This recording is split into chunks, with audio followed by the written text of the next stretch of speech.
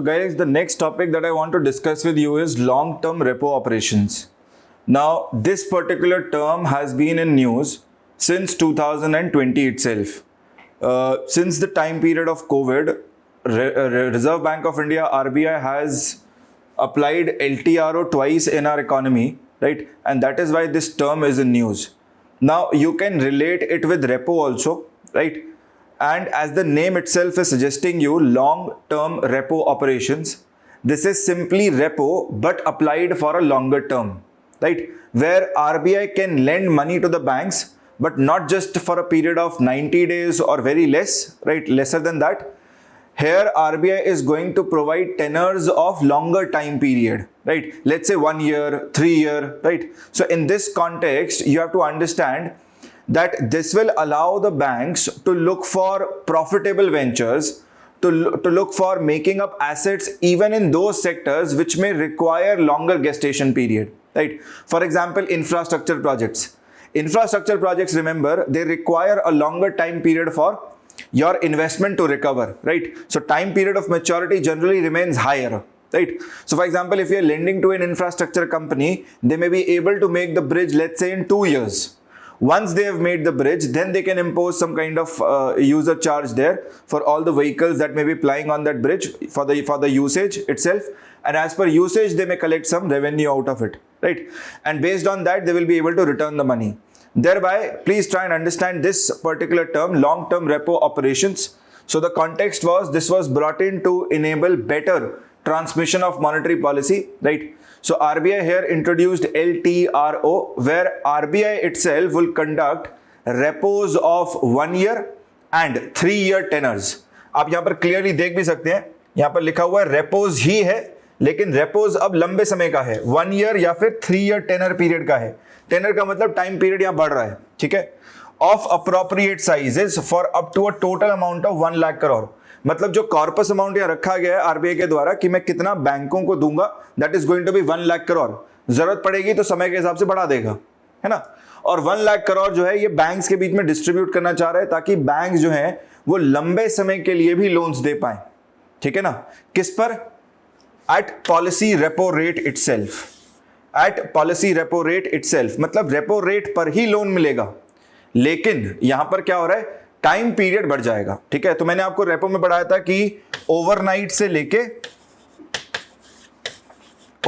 से लेके maximum 90 days का लोन मिलता है ना. ये था हमारा नॉर्मल जो हम रेपो हम जिसको कहते थे.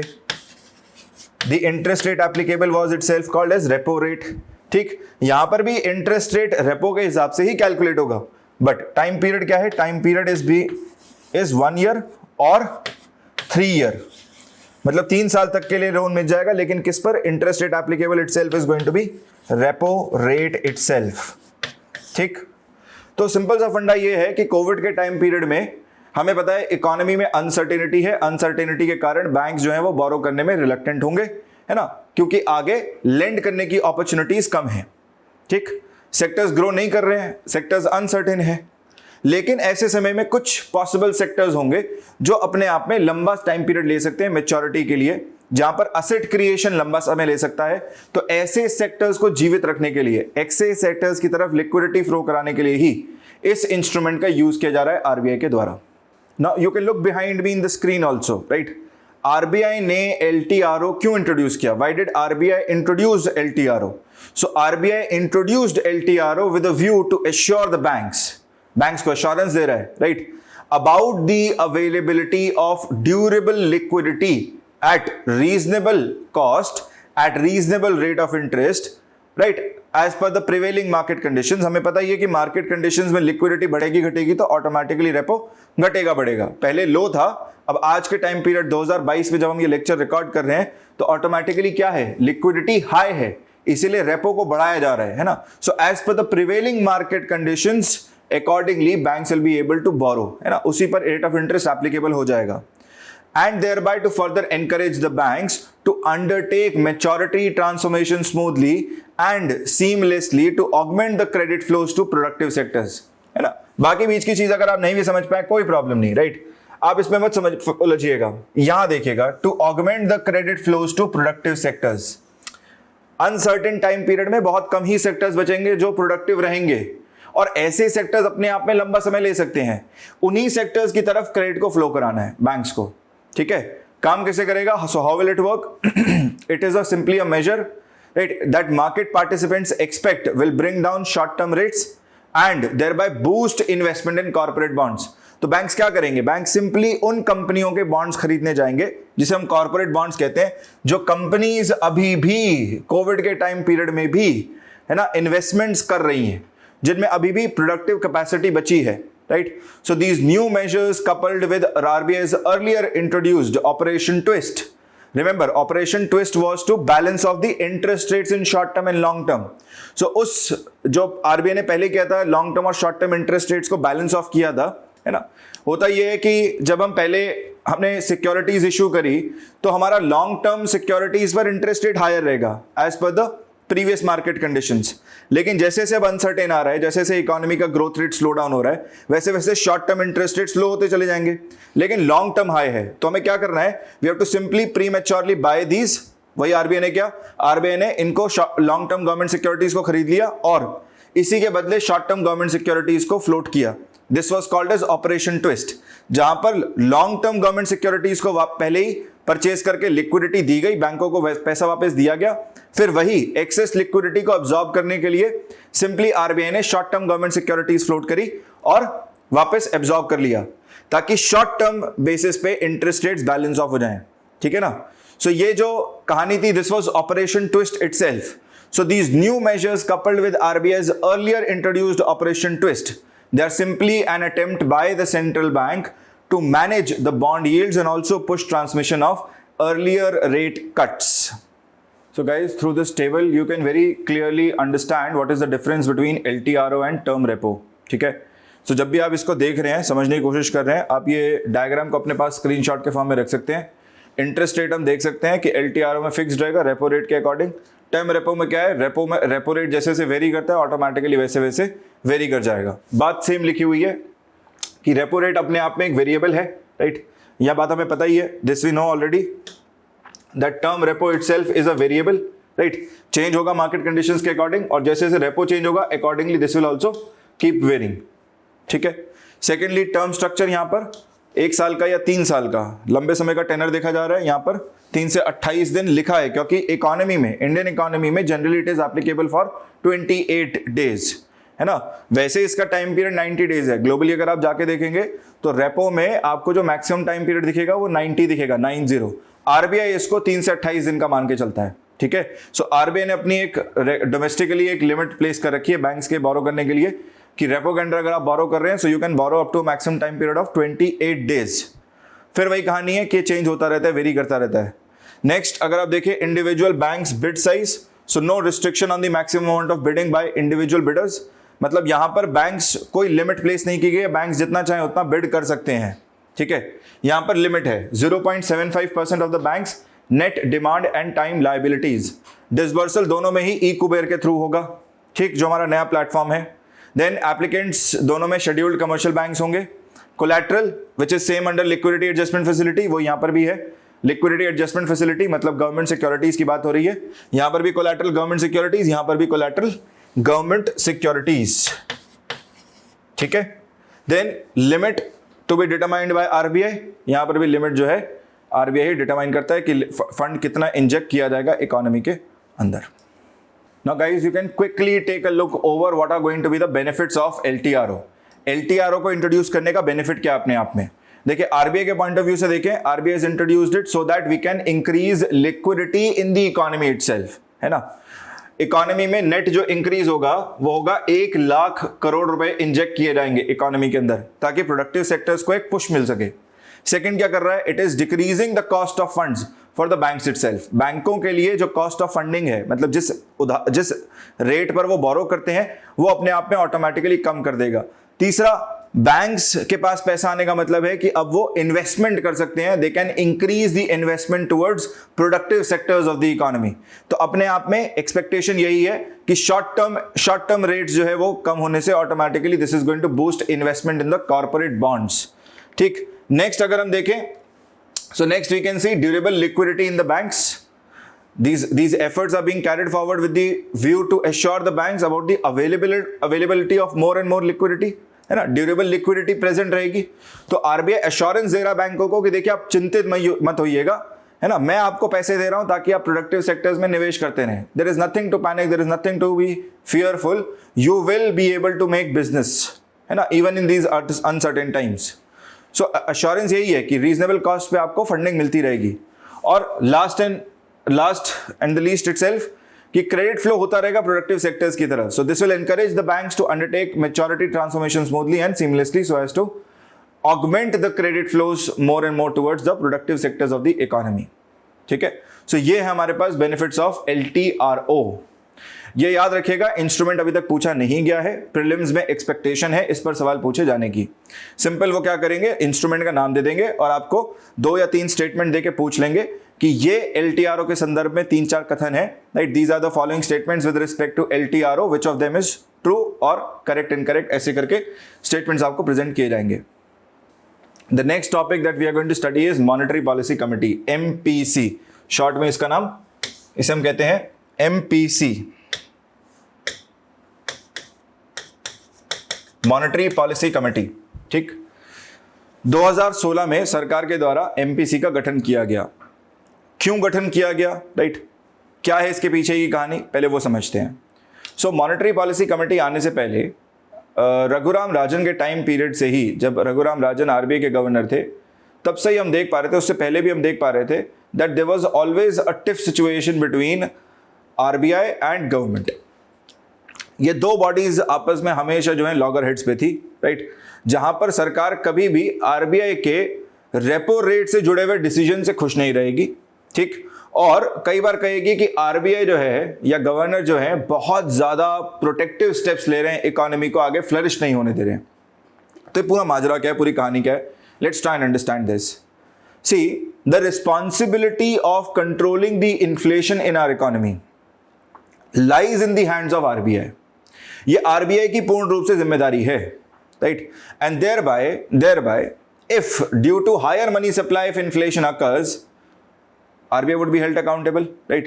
अगर 3 क्वार्टर से ज्यादा, right, for 3 successive quarters if we find that inflation has been very high, then RBI would be answerable।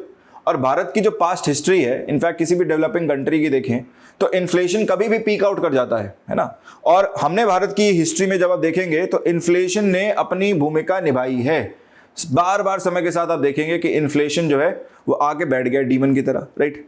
सो इसलिए RBI जो है वो काफी स्केप्टिकल रहेगा, काफी ज्यादा कॉशियस रहेगा अपने डिसीजंस में, and it will not allow the interest rates to go down, right. It will keep maintaining the interest rate और the policy repo rate to be higher, right.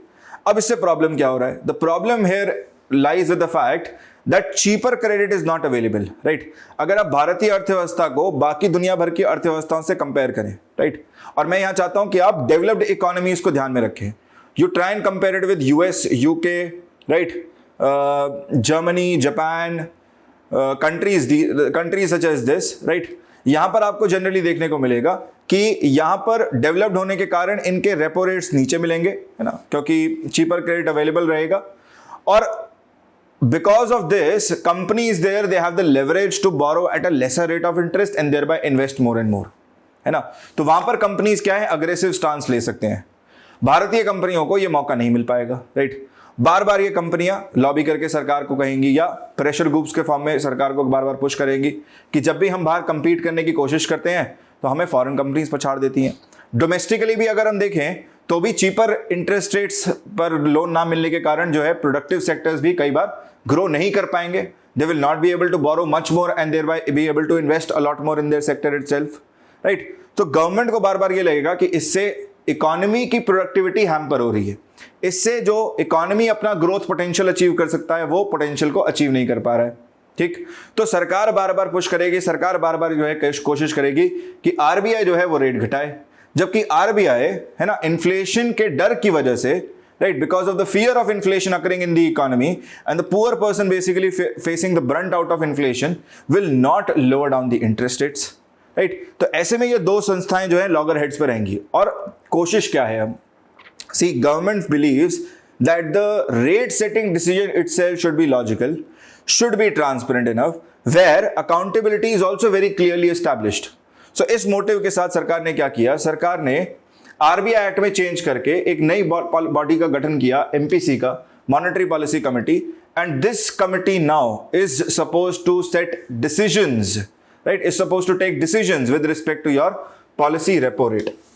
तो पॉलिसी रेट्स जो हैं आपके, इसमें सभी कुछ आएगा, repo rate, reverse repo rate, marginal standing facility, bank rate, even the variable ratios, right, ये सारे के सारे डिसीजंस जो हैं एमपीसी के द्वारा ही लिए जाएंगे. ठीक, now this is going to be a 6 member panel. MPC अपने आप में 6 सदस्यीय बॉडी होगी, 6 मेंबर पैनल. बट देखिए खूबसूरती देखिए, right, what logic has been applied here. So 6 member panel में 3 सदस्य आ रहे हैं आरबीआई से, 3 members will come from RBI, whereas 3 members are going to be independent members nominated by the government, right? 3 independent members nominated by the government. अब आप कहेंगे कि sir independent और नॉमिनेटेड कैसे हो गया, राइट? तो स्टोरी बड़ी सिंपल है, राइट? यहां पर हम ये जो 3 members नॉमिनेट करेंगे, सरकार जो नॉमिनेट करेगी, these are not going to be politically influenced decisions. ये पॉलिटिशियंस को नहीं रखा जाएगा यहां पर. These are going to be scholars, these are going to be practitioners, people who already have an idea about economy, people who already have studied different types of economies itself. ऐसे लोग, ऐसे व्यक्ति जिनको आइडिया है कि economies जब अपना transition कर रही हैं, है ना, जैसे भारतीय अर्थव्यवस्था अपना ट्रांजिशन कर रही है, हाई इनकम इकोनॉमी की तरफ जा रही है, तो ऐसे में बिजनेसेस को फ्लरिश करने के लिए, इन्फ्लेशन को कंट्रोल करने के लिए, प्राइस स्टेबिलिटी मेंटेन करने के लिए किस तरह के डिसीजंस लिए जाते हैं हर जंक्चर पे, उस तरह के डिसीजंस लेने में ये हेल्प कर सकते हैं. So they will bring their own expertise while setting the rates, policy rates in our economy itself. So 3 member RBI से आएंगे और 3 मेंबर हमारे नॉमिनेट किए जाएंगे सरकार के द्वारा, जो कि इंडिपेंडेंट मेंबर्स होंगे. ठीक, so who are going to be these 6 members currently अगर हम देखें, सो 3 मेंबर जो आरबीआई की तरफ से आएंगे, पहले वो देख लीजिए. So this is going to be governor of RBI itself. In fact governor of RBI जो है वो चेयरपर्सन भी हैं. He is the chairperson of MPC itself. Monetary policy committee के चेयरपर्सन भी यही हैं, हेड यही करेंगे. फिर इनके बाद आते हैं deputy governor, DG of Reserve Bank of India. So deputy governor of Reserve Bank of India, right, he is going to be the in charge of monetary policy. ठीक है. थर्ड आएंगे हमारे 1 ऑफिसर ऑफ रिजर्व बैंक. मतलब Reserve Bank के अंदर ही ये काम दिया गया है मॉनेटरी पॉलिसी का, एक गवर्नर के अंडर. ठीक है, वही गवर्नर, डेप्यूटी गवर्नर हमारे यहां पर मेंबर बन के आ जाएंगे. Third, 1 other officer of Reserve Bank of India, right, to be nominated by the central board of RBI itself. ठीक है. फिर हमारे पास आएंगे 3 nominated members. 3 nominated members. So who are going to be these 3 nominated members itself. सबसे पहले आ गए Shashank Bhide, right, who is senior adviser, National Council of Applied Economic Research, NCAER. फिर doctor Ashima Goyal, professor of Indira Gandhi institute of developmental research, Mumbai से.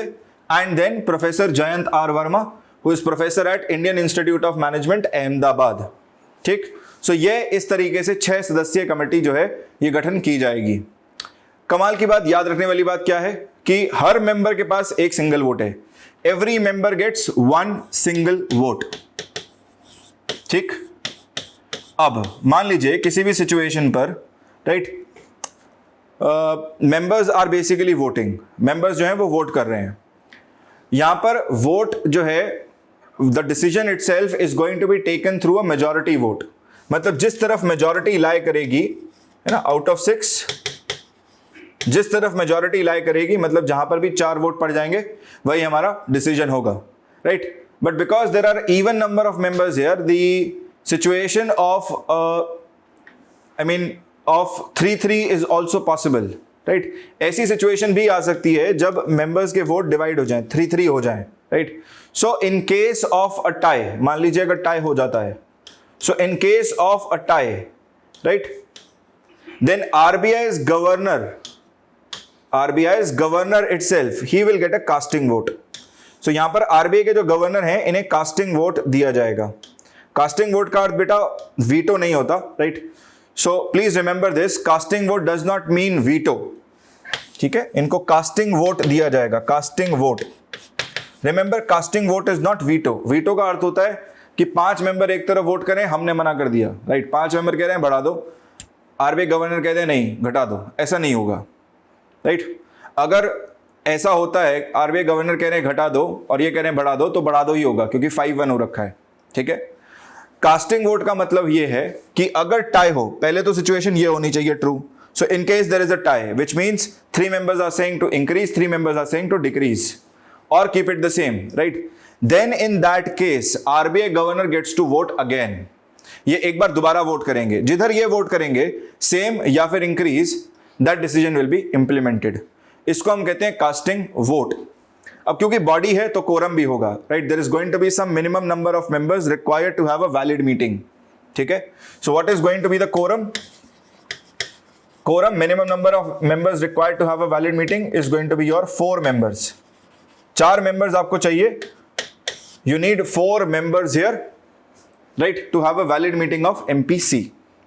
अब guys ये समझना है हमें कि मॉनेटरी पॉलिसी कमेटी जो है जब रेट डिटरमाइन कर रहा है, when the monetary policy committee starts to determine the policy rate, when they are sitting down to take that decision, what is going to guide their decision? ऐसे क्या चीज, ऐसे क्या पैरामीटर्स हैं जो ये दिमाग में रखेंगे जिसके बिहाफ पे मेजरली डिसीजन जो है वो इन्फ्लुएंस होगा, राइट।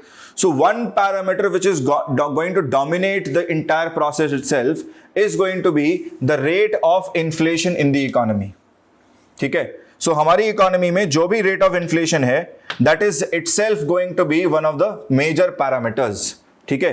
तो सरकार ने यहां पर कोई चेंज नहीं किया है। एंड रिमेंबर this objective कि monetary policy decisions itself will be based on inflation targeting approach. This recommendation came through Urjit Patel committee. Urjit Patel बाद में जो है आरबीआई के गवर्नर भी चुने गए।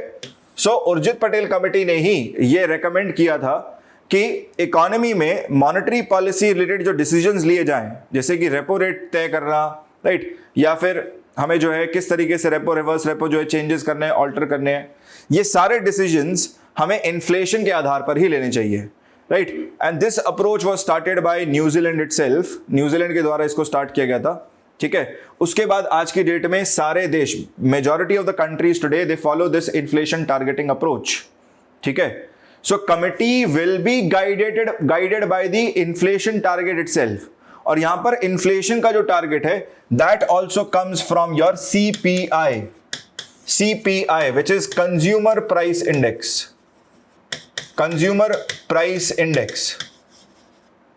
ठीक है, consumer price index। याद रखिए इन्फ्लेशन को हम 2 पैरामीटर्स, 2 इंडेक्सेस के थ्रू नापते हैं। पहला है WPI होलसेल प्राइस इंडेक्स, जो कि होलसेलर्स के द्वारा यूज किया जाता है।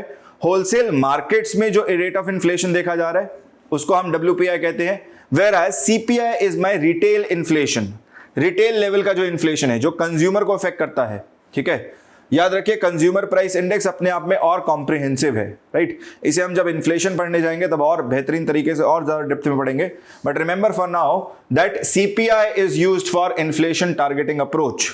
और CPI का टारगेट भी सरकार के कंसल्टेशन से ही आरबीआई खुद अपने आप फिक्स करता है, ठीक है। सो एवरी 5 years, राइट, हर 5 साल में एक बार सरकार ही आरबीआई के कंसल्टेशन के साथ इस इन्फ्लेशन के टारगेट को फिक्स करेगा। 2016 में किया, फिर 2021 में किया, राइट। हालांकि दोनों बार जो है टारगेट सेम रखा गया। सो कंज्यूमर प्राइस इंडेक्स का जो टारगेट है अभी हमारी इकोनॉमी में that is 4% with a band of 2%। मतलब कोशिश की जाएगी कि 4% के आसपास घूमे, है ना। हमारा जो इन्फ्लेशन है इकोनॉमी में 4% के आसपास रहे, मैक्सिमम जो जा सकता है वो 6 के आसपास, और कम जो रहेगा वो 2% के आसपास। So the idea is to keep CPI in the range of 2 to 6%, 2 से लेके 6%। 6 से अगर ज्यादा जाता है, इसका मतलब अब आपको क्या देखने को मिलेगा, you will get to see policy rates which means repo rate being increased in the economy। अब टाइम आ चुका है इकोनॉमी से लिक्विडिटी एब्जॉर्ब करने का। 2% की तरफ अगर जा रहा है तो टाइम पीरियड आ चुका है इकोनॉमी में और ज्यादा लिक्विडिटी पुश करने का, ठीक है। So that is the idea here. So remember, the amended RBI Act provides for inflation target to be set by the government of India in consultation with the Reserve Bank once in every 5 years, and accordingly, currently जो target है, right? Currently, central government has notified target to be 4% with a band of plus minus 2% itself. 4% का target रखा गया है, right? As target for the period from 2016 to 2021. अब इसके बाद से अप्रैल 2021 के बाद से भी अप्रैल 2021 से लेके 2026 तक, मार्च 2026 तक टारगेट सेम ही मेंटेन किया गया है. This is the target same, right? The same set of target has been maintained here. अब मैंने आपको बता ही दिया कि पॉलिसी डिसीजंस कैसे लिए जाएंगे. So committee is going to decide on the interest rates through a majority vote itself, right? Wherever the majority votes, accordingly that decision is the final. ठीक? And each member gets one single vote. In case there is a tie, then governor gets a casting vote. And remember, minimum number of members required to have a valid meeting, which is quorum of the MPC, is going to be your 4 members. ठीक है? एक last चीज मैं आपको और बता देता हूं रिगार्डिंग MPC, राइट? जिससे आपको बिल्कुल क्लैरिटी मिल जाएगी. So let's look at what are the functions of MPC. Functions क्या हैं? What are the functions of MPC? हमें पता है कि MPC जो है, राइट, रेपो रेट डिसाइड कर रहा है, रिवर्स रेपो रेट डिसाइड कर रहा है, लेकिन ओवरऑल अगर हम ब्रॉड फंक्शंस देखें, right, one of the major functions of MPC is to maintain prices in the economy. तो सबसे पहला मेजर फंक्शन इनका यही है कि इन्हें प्राइस स्टेबिलिटी मेंटेन करना है. Price stability second major function. दूसरा मेजर फंक्शन क्या होगा? Second major function is going to be controlled expansion of bank credit.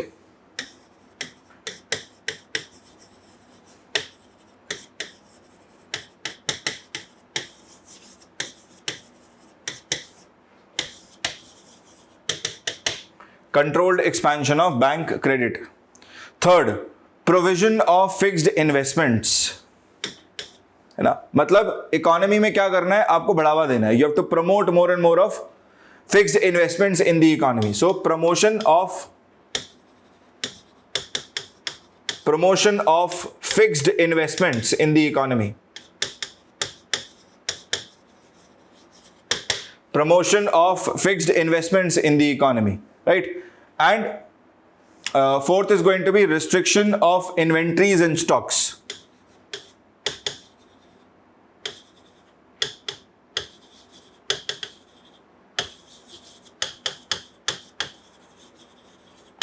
याद रखिए, इन्वेंट्रीज एंड स्टॉक्स जो है वो होर्डिंग में रिजल्ट करता है, जिसके कारण इन्फ्लेशन जो है वो किया जा सकता है. मतलब एक होर्डर जो है कमोडिटी का सप्लाई रिड्यूस डाउन करके, right, can induce artificial inflation in the economy itself. ठीक है ना? सो आर्टिफिशियल शॉर्टेज क्रिएट करके इन्फ्लेशन क्रिएट कर देना.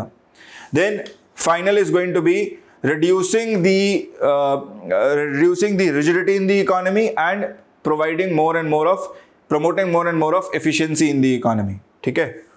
So to promote efficiency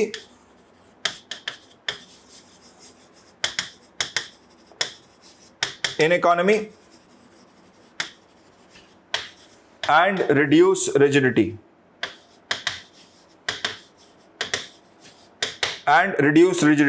ठीक है? अब इसी संदर्भ में आप समझिए कि हमारी इकोनॉमी में पहले जो बैंक्स अपने इंटरेस्ट रेट सेट किया करते थे वो आर्बिट्ररी हुआ करता था. So every bank used to have its own mechanism of setting its own interest rates. ठीक है? और यहां पर बैंक्स क्या करते थे? बैंक्स जो घटते हुए रेपो रेट का बेनिफिट है वो इकोनॉमी में आगे पास ऑन नहीं किया करते थे. ठीक? So earlier they used to follow a system called as base rate itself. ठीक? कई banks prime lending rate follow किया करते थे. प्राइम कस्टमर्स को प्राइम रेट्स पर लेंड करेंगे, जबकि बाकी सारे कस्टमर्स के अगेंस्ट डिस्क्रिमिनेट करके उन्हें हायर रेट्स पर लेंड करेंगे. राइट? सो ये जो प्रैक्टिसेस थी ये थोड़ी सी चिंता का विषय बनी हुई थी इकोनॉमी में, that banks they were not maintaining a very fair game in the economy itself. ठीक? तो इस सिस्टम को ठीक करने के लिए आरबीआई ने इंट्रोड्यूस किया था MCLR, marginal cost of fund based lending rate, जहां पर हर बैंक अपना MCLR डिक्लेयर करेगा. MCLR is going to be the minimum rate of interest at which bank has lent money. वो रेट ऑफ इंटरेस्ट जो कि अपने आप में मिनिमम है, जिस पर बैंक ने आगे उधार दिया है, राइट, एक क्वार्टर में, वो बैंक अपना डिक्लेयर करेगा. सो आइडिया ये था that the customer who is walking into the bank will be able to look at MCLR of the bank and will be able to negotiate with the bank itself when borrowing. मान लीजिए मैं एक customer हूं, मैं जा रहा हूं bank के अंदर, मैंने देखा कि बैंक का MCLR है 7.5%. So I know for a fact that bank has lent money at 7.5% rate of interest. तो मैं बैंक से आके बोलूंगा कि सर आप जो मुझे ऑफर कर रहे हैं 9% रेट ऑफ इंटरेस्ट, वो इतना हाई क्यों है, right, why not 7.5. So bank will have to justify that higher cost of lending, otherwise they will have to simply lower it down, right. तो ये कस्टमर को बार्गेनिंग पावर्स देने जैसी बात थी. This was the idea was to pass on the benefits of monetary policy transmission. अगर rates lower down हो तो लोअर हो जाएं, बढ़ाए जाएं तो बढ़ जाएं, राइट. ऑब्वियसली बढ़ाने पर तो बढ़ाया करता है बैंक, लेकिन घटाने पर जब रेपो रेट्स घटाए जाते हैं तो ये बेनिफिट पास ऑन नहीं करता है. सो आइडिया वही था कि बैंक जो है ये पास ऑन करे बेनिफिट्स, ताकि इकोनॉमी में इंक्रीज और डिक्रीज ऑफ लिक्विडिटी वो परफेक्ट हो, राइट. अगर RBI टॉप से लिक्विडिटी का टैप क्लोज कर रहा है तो बीच में बैंक्स भी क्लोज करें, ओपन कर रहा है तो ओपन करें, राइट. लिक्विडिटी का फ्लो वैसे ही आगे मेंटेन करें. बैंक्स नहीं कर रहे थे, राइट. सो MCLR को इंट्रोड्यूस किया गया और फिर 2019 में RBI ventured with the idea of repo linked interest rates in the economy, कि बैंक जब आगे उधार दें, होम लोन दें, कार लोन दें, तो रेपो पर आधारित ही हो हमारा इंटरेस्ट रेट. मतलब कहने का अर्थ ये है, right. For example,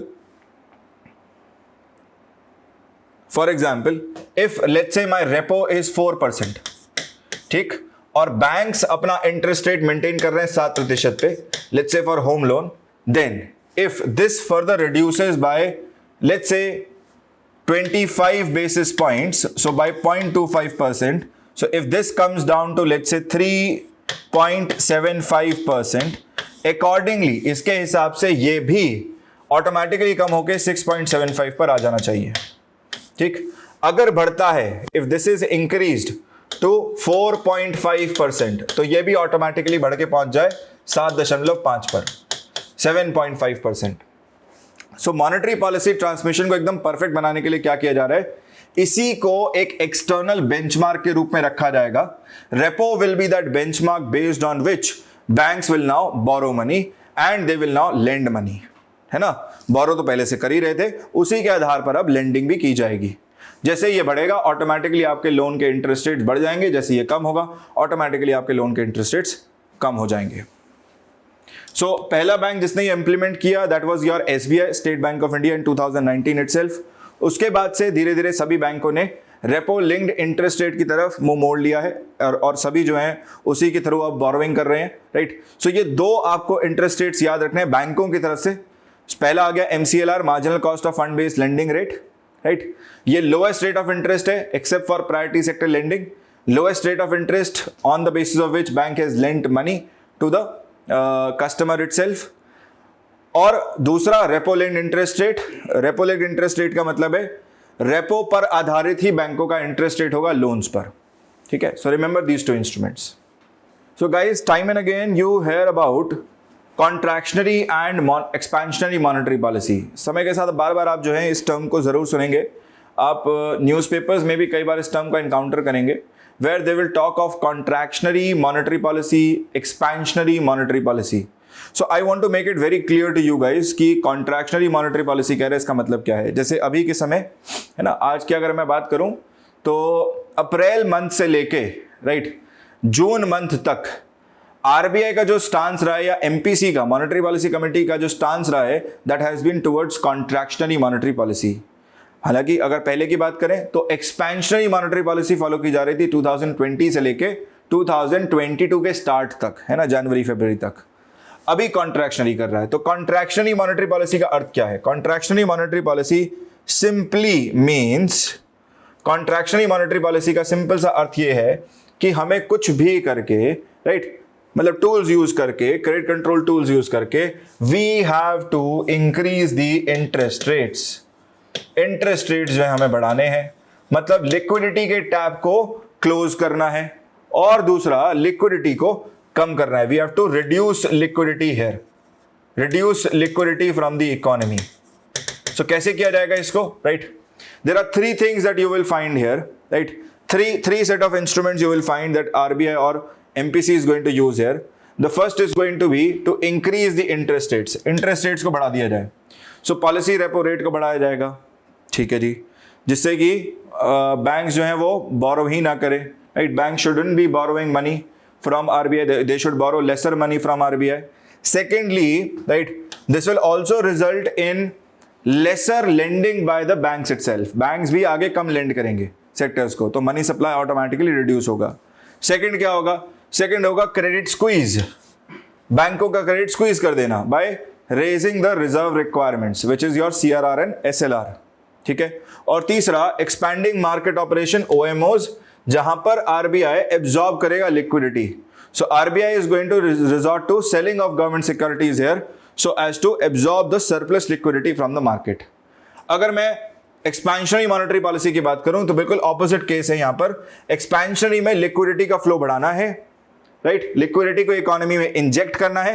that is why you decrease the interest rates, you reduce the reserve requirements. आप रिजर्व रिक्वायरमेंट्स को कम करते हैं, CRR SLR को लोअर डाउन कर देते हैं ताकि बैंक्स जो है वो और क्रेडिट दे पाए. So policy of credit liberalisation and expanding market operations here means, यहां पर उल्टा अर्थ है. एक्सपैंडिंग मार्केट ऑपरेशंस का अर्थ हो गया यहां पर कि यहां पर इंजेक्ट करने के लिए RBI गवर्नमेंट सिक्योरिटीज खरीद लेगा. So buying of government securities so as to inject liquidity in the economy itself. So guys, I have some questions for you, right, based on the topic that we have just studied. So आप देख सकते हैं मेरे पीछे सवाल है. ठीक है. So with reference to Indian economy, consider the following. हमें जो है 4 इंस्ट्रूमेंट्स के नाम दिए हुए हैं. Bank rate, open market operations, तीसरा दिया है पब्लिक डेप्ट, fourth they have given to us is public revenue. हमसे पूछ रहा है इनमें से कौन सा, which of the above is और are components of monetary policy. इनमें से कौन सा कंपोनेंट है मॉनेटरी पॉलिसी का. देखिए, हमने बैंक रेट पढ़ा है, हमने ओपन मार्केट ऑपरेशंस पढ़ा है, हमने पब्लिक डेप्ट, पब्लिक रेवेन्यू की अभी तक बात ही नहीं करी है. पब्लिक डेप्ट, public revenue are both parts of fiscal itself. ये दोनों अपने आप में सरकार से डील करते हैं, फिस्कल पॉलिसी का हिस्सा है, right. That is why our answer here should be C1 and 2. इसका जवाब होना चाहिए C1 and 2. Now you can take a look at this question also. Question number 2 हमसे कह रहा है in the context of Indian economy, which of the following is or are purpose or purposes of SRR या SLR, statutory reserve requirement या statutory liquidity ratio. पहला कह रहा है to enable the central bank to control the amount of advances the banks can create. ठीक है. To enable the central bank to control the amount of advances that the banks can create. Second कह रहा है to make the people's deposit with banks safe and liquid. तीसरा कह रहा है to prevent commercial banks from making excessive profits. चौथा कह रहा है to force the banks to have sufficient vault cash to meet their day-to-day requirements. ठीक है. अब हम ध्यान से अगर देखें बिल्कुल तो हम तीसरा स्टेटमेंट काट सकते हैं, राइट. RBI या रिजर्व बैंक कोई भी हो, सेंट्रल बैंक कोई भी हो, वो ऐसा कभी नहीं चाहेगा कि कमर्शियल बैंक्स प्रॉफिट्स ना बनाए. ठीक है. अगर प्रॉफिट्स लीगल चैनल्स सही तरीके से बनाए जा रहे हैं तो एक्सेसिव कुछ नहीं है, है ना. एक्सेसिव का मतलब कुछ इलीगल करके, अगर, है ना, अगर कुछ इलीगल करके या कस्टमर्स के कॉस्ट पर कुछ प्रॉफिट बनाए जा रहे हैं तो वो गलत है. और उसके लिए तो ऑटोमेटिकली हमारे पास, right, we have selective credit control tools there, right. तो मैं इसको तो काट ही सकता हूं. I can simply cut away 3. मैं जैसे ही 3 को कट करता हूं automatically C gets cut, D gets cut, है ना. तुरंत ये D और C कट गया. ठीक. अब आप ध्यान से देख सकते हैं कि भाई 4 वाला ऑप्शन है ही नहीं. मतलब बैंक्स जो हैं, राइट, ये जो चौथा ऑप्शन हमें दिया है, forcing the banks to have sufficient vault cash to meet their day to day requirements. देखिए, ये स्टेटमेंट भी गलत है. गलत क्यों है? क्योंकि बैंकों को अपने पास ही खुद कुछ कैश मेंटेन करना ही पड़ता है SLR के अलावा. ठीक. SLR में ऐसा नहीं है कि, मतलब ये, this is almost similar to, right, when you have a car and the car has a reserve tank, है ना. आपने देखा होगा गाड़ी में रिजर्व लगता है. तो भाई क्या हम रोज डेली बेसिस पे रिजर्व का पेट्रोल यूज कर सकते हैं? भाई अगर रिजर्व का रोज का अगर यूज कर लेंगे, राइट, तो क्राइसिस आज नहीं तो कल हो ही जाएगा. है कि नहीं बात सही, राइट. तो वही लॉजिक है कि बैंक्स को नॉर्मल सर्कमस्टेंसेस में डेली बेसिस पे SLR में डिप करना अलाउड नहीं है, राइट. ये नहीं कि हाथ से फटाफट जो है निकाल के अपना दे दिया और चुका दिया, ऐसा नहीं कर सकता. अगर बैंक ऐसा करता है तो पेनल्टी इंपोज की जाएगी RBI के द्वारा, राइट। तो इस स्टेटमेंट को भी हम कट डाउन कर सकते हैं, राइट। बहुत ही एक्सट्रीम सिचुएशन होगी तो आरबीआई की परमिशन से एसएलआर को यूज किया जा सकता है, ठीक है ना, नॉर्मल नहीं, ठीक। तो पहला और दूसरा अगर हम ध्यान से देखते हैं कि enabling the central bank to control the amount of advances, ये मैंने आपको पढ़ाया है, राइट, कि टूल के फॉर्म में यूज होता है। अगर एसएलआर को बढ़ाया तो ऑटोमेटिकली क्रेडिट स्क्वीज, एसएलआर को घटाया तो क्रेडिट लिबरलाइज। तो first is correct, this is absolutely right. Second, लोगों के डिपॉजिट को और ज्यादा सेफ बना देगा, बिल्कुल सही कह रहा है, लोगों के डिपॉजिट को सेफ बना रहा है, लिक्विड बना रहा है, ठीक। बैंक्स को इनेबल कर रहा है कि बैंक्स जो है वो वर्स्ट से वर्स्ट सिचुएशन में भी they will have enough amount of liquidity of their own, ठीक। So this is also correct.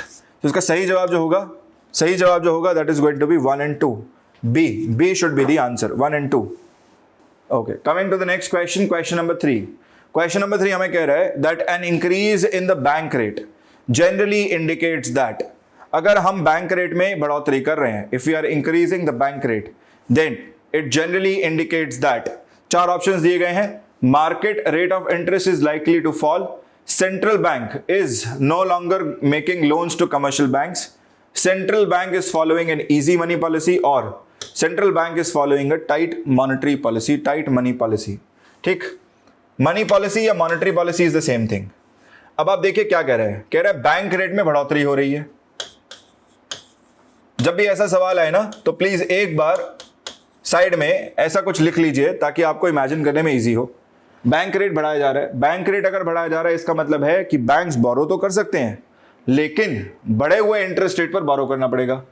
तो market rate of interest is likely to fall, ये तो पॉसिबल हो ही नहीं सकता। अगर banks higher rate of interest पे बोरो कर रहे हैं तो मार्केट में इंटरेस्ट रेट घट कैसे सकता है, ठीक।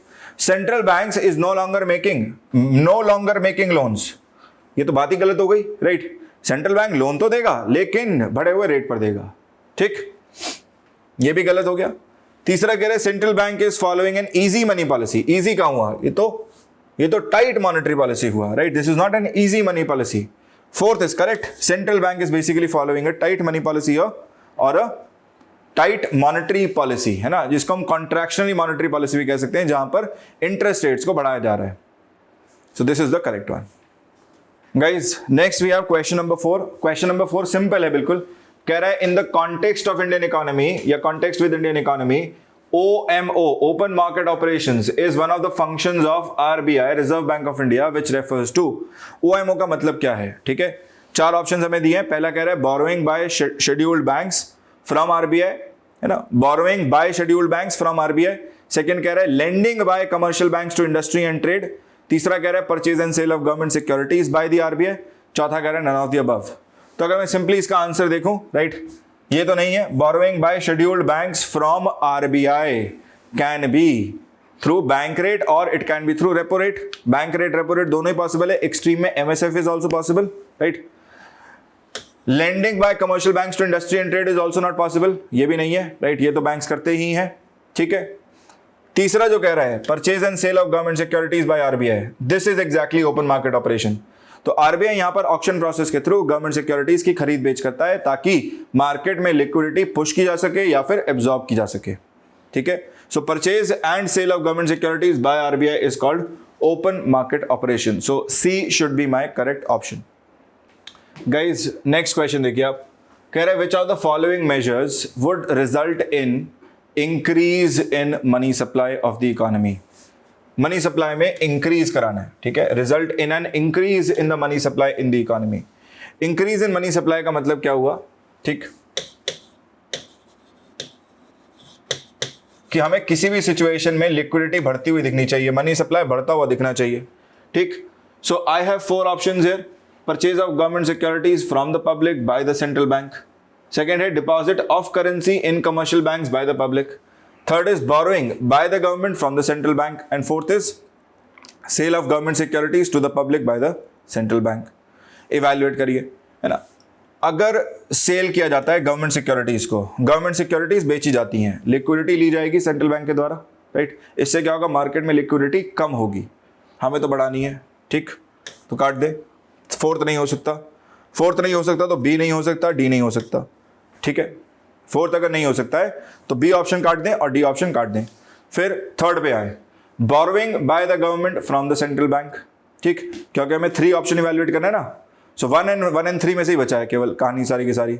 2 भी इवैल्यूएट करने की नीड नहीं है। Deposit of currency in commercial banks by the public, अच्छा वैसे भी ये करेक्ट नहीं है ना, क्योंकि अगर करेंसी डिपॉजिट करते हैं, मान लीजिए आप हम सब लोग जाके करेंसी डिपॉजिट कर देते हैं, तो अभी जो मनी सप्लाई है मार्केट में हमने ये बैंक के पास ले जाके रख दिया, ठीक, बैंक इससे गवर्नमेंट सिक्योरिटीज खरीदेगा वापस। आप देख रहे हैं ना, उल्टा जा रहा है ये, मार्केट से सेंट्रल बैंक की ओर जा रहा है ये, बैंक फिर बैंक से सेंट्रल बैंक, ठीक। सो ये भी मनी सप्लाई कम करेगा मार्केट से, सो ये भी नहीं हो सकता ऑप्शन।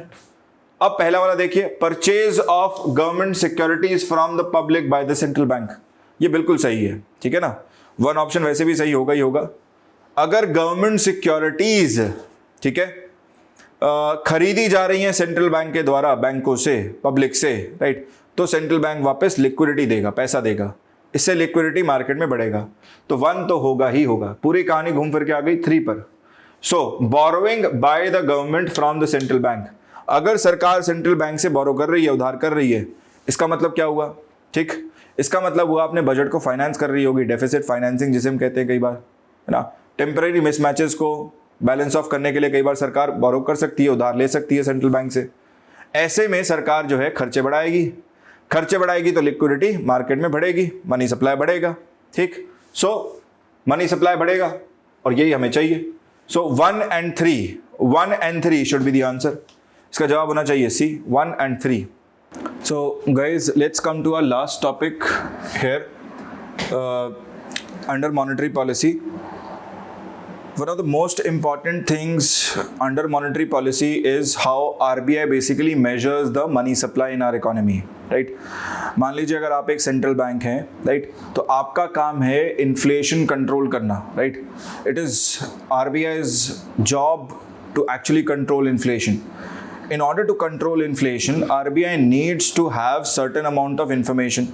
RBI को कुछ पर्टिकुलर इंफॉर्मेशन की रिक्वायरमेंट है, जैसे कि कितना मनी इकोनॉमी में सर्कुलेट कर रहा है, how much amount of money circulating in the economy, because unless and until you know how much money circulating, you can never say that it is too much of money chasing too few of goods, right. तो आपको पता होना चाहिए कि ये too much कैसे है, right, अगर ज्यादा है तो ऑब्वियसली टू मच है, तभी हम कहेंगे कि इन्फ्लेशन जो है वो टू मच ऑफ मनी के कारण है, right. So what RBI does is RBI actually calculates the money supply in the economy using monetary aggregates, ठीक है। सो अगर मुझे डिफाइन करना हो what is money supply, I can define it in simply these words. I can say it is the total stock of money in circulation. Please carefully note down my words. I'm saying the total stock of money and not the total supply of money, ठीक है।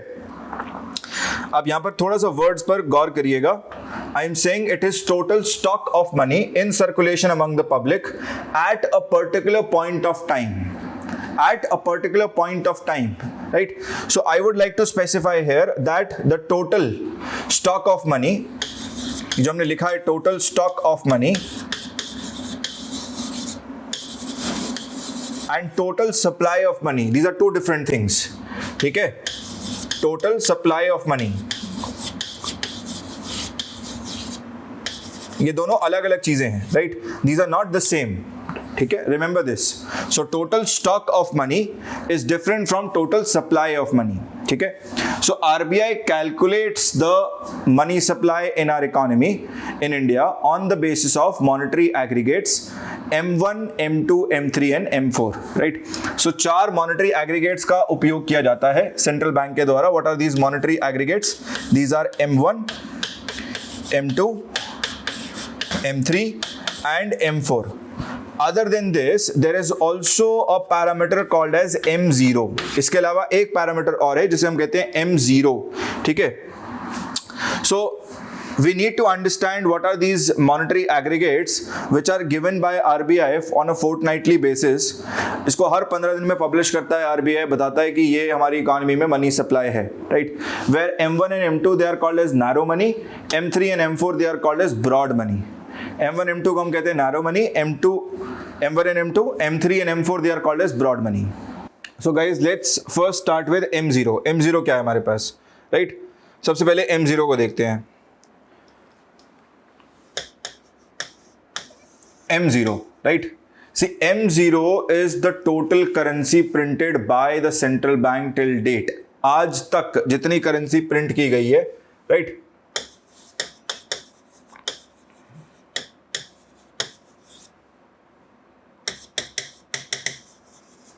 Minted, this is your M0, ठीक है? अब ये तो simply इसके ऊपर तो टैब रखना बहुत ही सिंपल है, because RBI basically knows how much of money it has printed over the years, right? जितना साल दर साल मिंट कर रहा है उसको सिंपली इस नंबर में ऐड करता रहेगा, and M0 will basically keep increasing accordingly, right? But what keeps changing, right? ये फोर्टनाइटली बेसिस पे जो बदलता है, जिसके ऊपर टैब रखता है, जिसको डिक्लेयर किया जाता है, वो है हमारे 4 monetary aggregates M1, M2 and M3, M4. So let's come to M1 first. M1 क्या है, राइट? रिमेंबर यहां से थोड़ा इंपॉर्टेंट है, so you need to understand it, है ना? आपको ये ज्यादा डिटेल में समझना है. What is M1 exactly? Remember M1 and M2 together they are called as narrow money, right? या फिर हम कह सकते हैं money supply in the short time period. So M1 क्या है? M1 is simply currency in circulation, ठीक है? इसको हम CC भी कह देते हैं कई बार, currency in circulation, और at times it is also referred to as C itself. एक सिंगल C से भी आप इसको represent कर सकते हैं, ठीक है? एक C सिंगल C से. So it is simply currency in circulation. So let me write this here, currency in circulation plus I have demand deposits.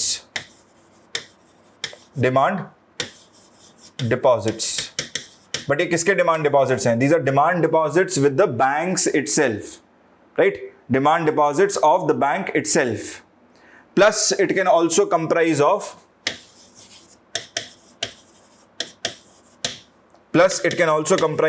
OD. OD is your other deposits with RBI, right? Other deposits with RBI.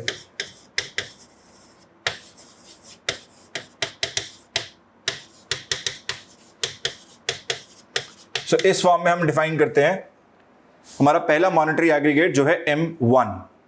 This is simply M1. Next guys we have M2, ठीक है? सो M2 में हमें क्या करना है? हमें M1 तो लाना ही लाना है, right? So M1 will be there.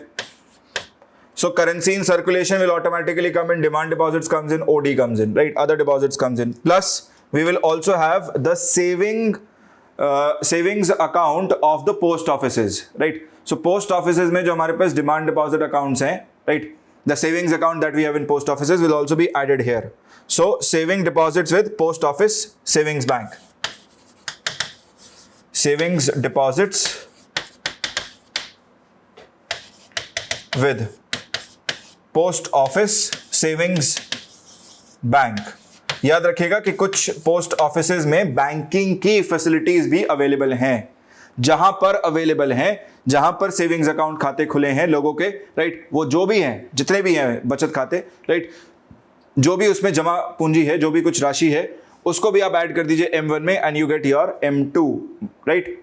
Monetary aggregate M2. Now remember both of them together, इन्हीं दोनों को हम साथ में मिला के कहते हैं, these are 2 parameters which are together called as M1 and M2. Together they are called as narrow money. Narrow money. That's very easy to remember this, right? अब इसको कैसे याद रखो? इसका बहुत सिंपल सा फंडा है, right? See, narrow money is my money supply in short time period. ठीक? So imagine any kind of money which can come into currency in circulation. ऐसा कोई भी पैसा जो बहुत निकटतम समय में, बहुत ही कम समय में, राइट, मनी इन सर्कुलेशन की कैटेगरी में आ सकता है, इसमें आ सकता है, right? Can easily come under this currency in circulation, is going to be my part of narrow money, right? जैसे कि for example let's say I have my ATM card in my pocket. I go to my nearest ATM, right? And I deposit and I basically withdraw money from my bank account. तो अगर मैं withdraw कर रहा हूं तो मैं अपने savings account से withdraw कर रहा हूं, which is in bank, right? Which is nearby to me, which is much more accessible, and thereby it is part of M1 itself. ठीक है? So इस तरीके से हम इसे याद रख सकते हैं that any kind of money which is closest to money in circulation, right? Currency in circulation is going to be part of narrow money or और money supply in the shorter time period. Next आता है guys हमारे पास monetary aggregate M3. ठीक है, so let me come to monetary aggregate M3. M3 क्या होगा, right? Now you simply take M1. आप M1 लीजिए, right? So currency in circulation plus demand deposits with the banks, right, and other deposits with RBI. ठीक है, plus इसमें क्या add कर दें? We simply add up the net time deposits of commercial banks. Net time deposits of commercial banks. Now, can you see what has happened here? I think आप भी समझ पा रहे होंगे, right?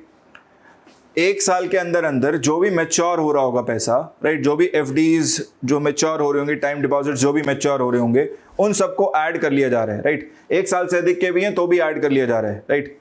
Now remember, this is that money which is not going to be in circulation today tomorrow, right? ये वो पैसा नहीं है जो निकटतम समय में करेंसी इन सर्कुलेशन में आ जाएगा, राइट, इकोनॉमी में सर्कुलेशन में आ जाएगा. ये लंबे समय में सर्कुलेशन में आने के चांसेस हैं, right? And that is why this is my broad money और money supply in the longer period of time. ठीक है, similarly I can also have M4 भी ला सकते हैं. M4 में क्या करना है? आपको सिंपली एड अप करना है. So you now you take M3. आप यहां से M3 लेके आइए, प्लस क्या बच गया? Now we have the time deposits of post offices which are left, है ना? सो हम क्या करें? हम इसमें पोस्ट ऑफिस के जितने भी अकाउंट्स हैं, सेविंग्स प्लस टाइम डिपॉजिट, सबको ऐड कर सकते हैं. So M4 is going to be M3 plus total deposits with post offices, with post office banks, right? So जितने भी डिपॉजिट्स हैं excluding NSCs, excluding national saving certificates, ठीक है, मैं यहां लिख देता हूं excluding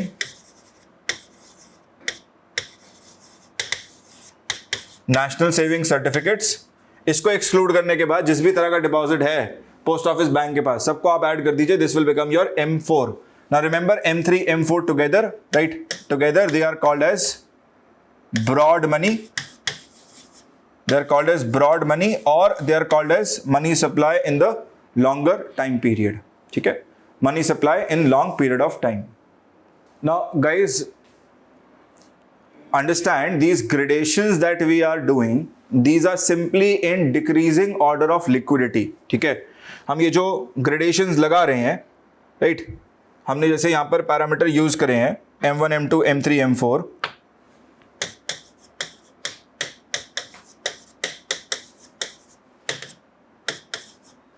So as you move from left to right, what happens is that my liquidity is decreasing.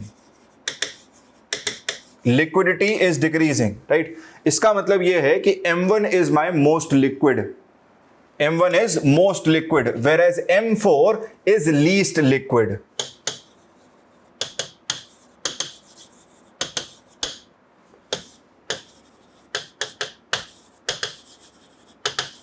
इसके चांस ज्यादा हैं इकोनॉमी में आने के आज, राइट? इसके चांसेस कम हैं, right? So this is least liquid, but this is most liquid. So M1 is my most liquid and easiest of all the transactions, whereas M4, it is the least liquid, right, of all of them. Similarly, ऐसे ही हम M3 को कहते हैं, it is most commonly used measure of money supply and it is also called as aggregate monetary resources. So M3 को कहा जाता है as aggregate monetary resources. So आप इसको लिख भी सकते हैं. M3 is popularly called as aggregate monetary resources.